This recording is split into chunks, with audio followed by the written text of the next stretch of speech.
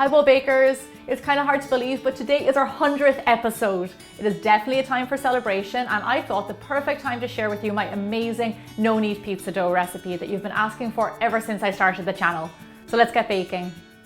So I know a thing or two about making pizza. When I lived in San Francisco, I turned my living room into a pop-up pizzeria, and I would make fresh pizza for my friends, even strangers, until all the pizza was gone. This no-knead pizza dough is incredibly easy. You mix it by hand, you do not need a machine, and I guarantee you will have restaurant quality pizza at the end. We're going to start out in a large bowl. Now you want a large bowl because we're not only going to mix our dough in here, but we're also going to ferment it, so it needs a lot of room to grow. Into my bowl, I'm going to add in all-purpose or plain flour. Now the reason I'm using plain flour and not bread flour is the plain flour has a protein content of around 10%. Bread flour has a protein content of around 12%. Plain flour has enough protein in it to be able to make you a really good pizza dough, and you still get a nice chewy bite from it. If you want to use bread flour, that is totally fine, but just note that you will need to add more water to your dough if you use bread flour. Our next ingredient is salt, and add that into one side of the bowl. Now salt is super important in dough making, especially pizza, because you want it to enhance all of the other ingredients in there. On the other side of the bowl, I'm going to add in my dried yeast. I use active dry yeast, but feel free to use any dried yeast you like. The reason I add salt and yeast on different sides of the bowl because you do not want to lay them directly on top of each other because the salt will deactivate the yeast. So just put them on either sides. Now just mix all your dry ingredients together. This recipe only asks for a little bit of yeast, and that's because we're going to ferment it, and it actually will create its own natural yeasts over time. This is our dry ingredients. Now I'm going to prepare the wet. In a jug, add in your blood temperature water. So by blood temperature, what I mean is if you put your finger in the water and you can't feel it around you, it means it's the same temperature as your blood, and that's the perfect temperature to activate the yeast. Into your water, add in some olive oil. Adding olive oil into your dough keeps it really nice and soft, so you get a nice soft dough rather than a hard dough when it's finished baking. Now all we have to do is mix our wet and dry ingredients together. Pour your wet ingredients straight into your dry. You can use a spatula to mix your dough together, but I prefer to use my hand because you can tell if you need to add more liquid or how dry it is at any stage. Mix it together until your wet dough starts to form. This is incredibly easy. You do not need a machine, you do not need to wait for it. It's a really fantastic way to make good quality bread and really good flavor too. When all the flour is wet and there's no lumps of dry flour hanging around, your dough is done. So all we're going to do is take a spatula and scrape down the sides of the bowl and get all the dough together down there. Place some cling wrap over the top of the bowl nice and tight to make sure that no air gets in there. I have a nice clean tea towel that I'm going to place on top to keep my dough nice and snug. And that is it. That is your incredible pizza dough. What's going to happen now is we're going to let it rest for 12 to 18 hours, 12 hours minimum. And what's going to happen is it's going to ferment, it's going to create a lot of gas and bubbles, and that is going to give you beautiful texture, great flavor, an unbelievable dough that you have to work with. I'm going to leave my dough out at room temperature and out of direct sunlight and let it do its thing. Here's a dough that I made yesterday and has been fermenting for the last 18 hours. I want to show you at this stage what your dough should look like. If you can see this, you have all of these beautiful big bubbles. The dough has grown, I'd say probably 3 or 4 times the size. This is exactly what you want. You can see on the top of your dough that the bubbles are almost bursting in front of your eyes. And if you touch it and pull it, you can see all that lovely texture. You have to remember that when working with yeast, it's a living thing. So the amount of work and care that you put into dough is what you will get out of it at the other end. Gorgeous. I'm going to turn this out onto a floured surface.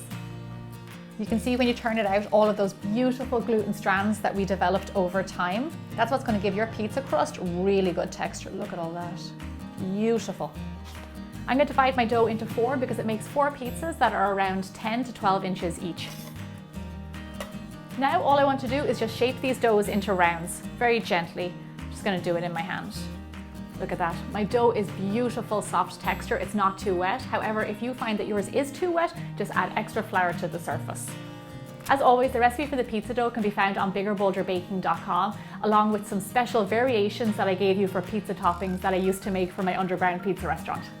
Now that we've shaped our dough, I'm going to put a towel over it so no air gets in, and then we're going to leave it relax for around 10 to 15 minutes. And what this does is lets the gluten relax, so when we come back, it's much easier to roll.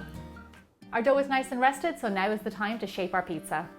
I find it best if you shape your pizza dough on the tray that you're going to use to slide it into the oven. It just means you have to move it around less and you get to keep the lovely shape and it doesn't rip on you. Dust your tray with either flour or semolina. To shape your dough, feel free to use a rolling pin, but I like to use my hands.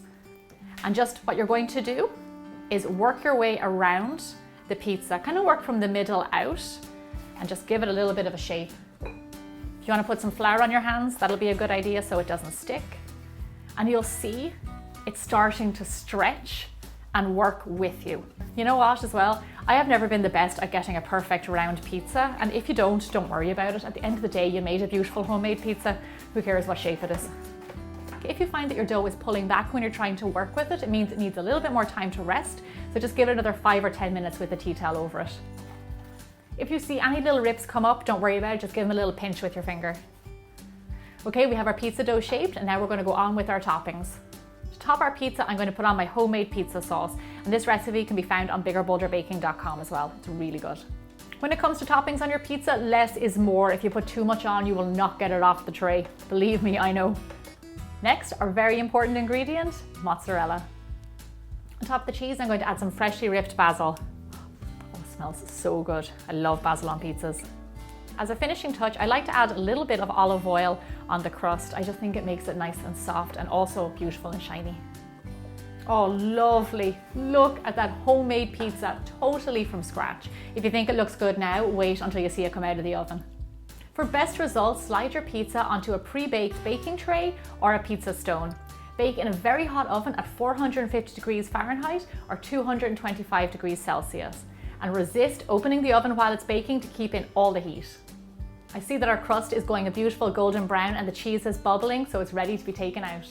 Our pizza looks fantastic. As you can see, the crust is a lovely golden brown, and if you push it, you can feel all the air bubbles underneath. And as you can see, it's nice and crispy underneath too. All adds up to a fantastic pizza. You have to get up close and see all those lovely air bubbles in the crust. They're all the way around and it makes for such a fantastic base. There is only one way for me to describe this pizza, and that is legit. I mean, just look at it, it is perfection. And one of the reasons I love this dough so much is because if you don't use it and bake it off straight away, it can last up to 4 days in your fridge totally fine, and you can bake it off whenever you want fresh pizza. I give you my guarantee, this will be the best pizza you ever make at home. A huge thank you to all of you out there who have created this bold baking community, and thank you for your continuous support towards my channel. I really appreciate it. I will see you back here every Thursday for more bigger, bolder baking.